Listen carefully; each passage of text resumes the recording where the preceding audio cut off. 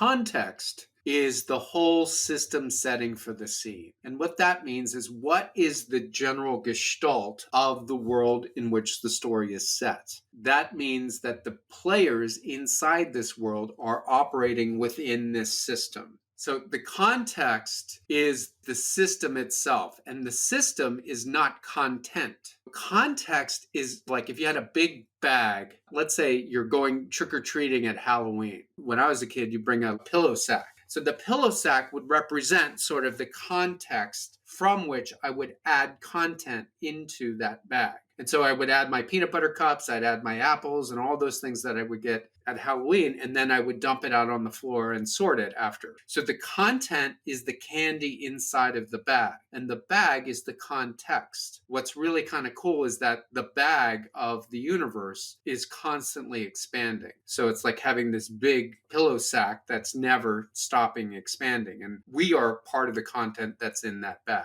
So when we're talking about a story, the question, what is the context, is we want to answer, what are the qualities of that pillow sack? What's the power structure of the pillow sack? How does cause and effect happen there? What are the norms, codes, and laws that make that sack work? And now we're starting to get down into what's inside that pillow sack. And that's called content. And so the content are the objects and subjects that are inside the context. So now we're starting to get to the nub and saying, who in this sack is the protagonist? And the protagonist is a figure in the story who is going to change. And they are going to be responsible for the change of value in the unit of story itself.